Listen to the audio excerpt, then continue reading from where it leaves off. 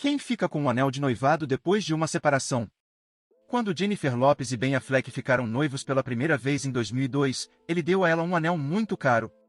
Esse anel de noivado valia até 2,5 milhões de dólares, feito pelo joalheiro de luxo Harry Winston e adornado com um diamante rosa de 6,1 quilates. Depois que as estrelas de cinema se separaram em 2004 sem se casar, J.Lo disse que pretendia devolver o anel discretamente para Affleck. Quer ela tenha feito isso ou não, Lopez tinha o direito de manter aquela pedra ou qualquer uma das outras que ela ganhou de seus numerosos ex-maridos e ex-noivos? A resposta pode importar para quem está noivo, casado, ou até mesmo pensando em dar o nó. Ninguém sabe ao certo quantos noivados terminam em separação, embora haja estimativas de que cerca de 1 em cada 5 termina. Como professores de direito que ensinam propriedade e direito de família, frequentemente conversamos com os alunos, e nossos próprios parentes, sobre presentes e casamento. Os alunos costumam nos perguntar quem é o dono do anel de noivado se os casais não se casarem ou se eventualmente se divorciarem. Eles também querem saber o que acontece se o anel for roubado. Embora impostos, leis e seguros não sejam tópicos muito sensuais, o casamento nunca foi apenas sobre romance. É também uma parceria com repercussão econômica. Aproveitando, descubra as curiosidades mais surreais sobre o mundo conosco. Aprenda coisas novas e interessantes todos os dias com nossos vídeos. Mantenha-se sempre atualizado com nossos conteúdos, então não se esqueça de se inscrever no canal e ativar as notificações, inclusive, confio em você para curtir esse vídeo. Os anéis de noivado eram bastante raros até cerca de 100 anos atrás, embora o primeiro anel de noivado de diamante tenha sido aparentemente dado pelo imperador Maximiliano a Maria da Borgonha em 1377. Mas foi somente no final da Grande Depressão que uma campanha publicitária sofisticada criou um mercado para anéis de noivado de diamante nos Estados Unidos. Em 1940, 10% das noivas recebiam anéis de diamante. Essa participação saltou para 80% em 1990. Talvez impulsionados pela crença de que um anel deve custar tanto quanto um homem ganha em 3 meses, os caros anéis de noivado de diamante cresceram em popularidade de 1935 a 1965. Nenhum recurso para noivos abandonados. A professora de direito Margaret Brinig descobriu que as mudanças legais coincidiram com os novos costumes em meados do século XX. Especificamente, Brinig aponta para a extinção das ações conhecidas como quebra de promessa, que poderiam ser ajuizadas após quebras de compromissos. Ou seja, as noivas podiam ficar com as alianças, mesmo as caras, sem se casar. Essa nova convenção, escreveu Brinig, poderia ter servido como uma forma de compensação caso a noiva tivesse perdido a virgindade após o noivado. Se o casamento não acontecesse, ela pelo menos teria algo de valor para se agarrar. Noivados sem culpa. Na segunda metade do século XX, as leis de divórcio dos Estados Unidos mudaram e os tribunais pararam de determinar quem era o culpado quando os casais se separavam. No que veio a ser conhecido como divórcio sem culpa, nenhum dos cônjuges teve que provar que o outro os havia traído ou sido cruel com eles.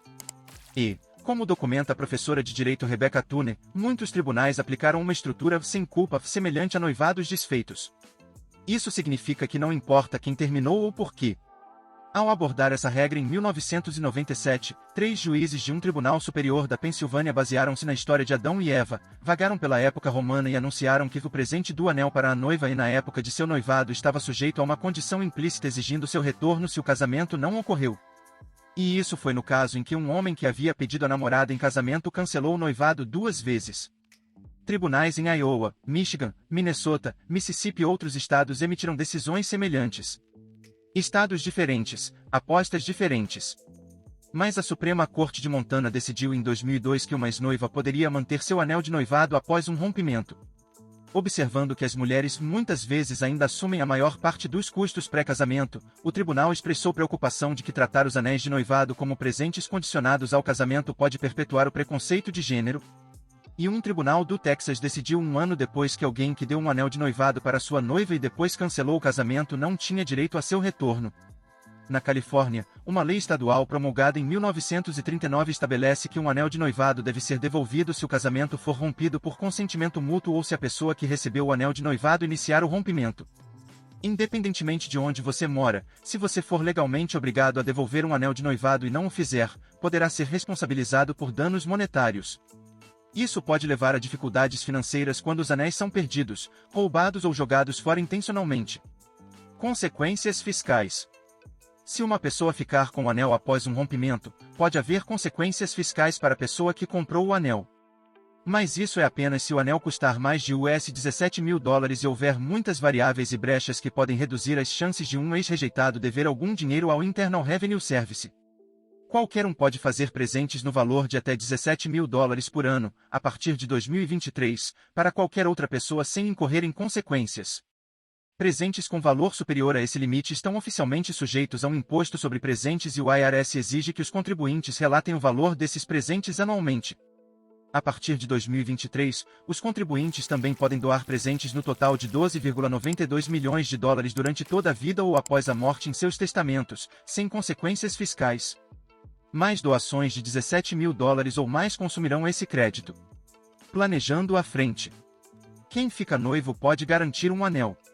E embora nenhum leitor deva ver este artigo como uma fonte de aconselhamento jurídico pessoal, observamos que os casais de noivos podem definir suas próprias regras. Os tribunais geralmente impõem acordos escritos entre duas pessoas que planejam se casar e que estipulam quem fica com o anel após o rompimento. Os casais podem redigir ou assinar um contrato relacionado ao anel, principalmente se essa joia tiver grande valor sentimental ou monetário. Entendemos que essa papelada pode não se materializar durante um período de joelhos dobrados e alegre celebração. Também entendemos que o que as pessoas fazem com seus anéis quando um noivado é cancelado não é apenas uma questão do que a lei exige. Poucos desses processos. Talvez não surpreendentemente, encontramos relativamente poucos casos em que alguém processou um ex por causa desse problema. Nem mesmo Ben Affleck fez isso. Se ele tivesse tentado processar J. Lo em 2004 em um tribunal da Califórnia, ele poderia ter vencido.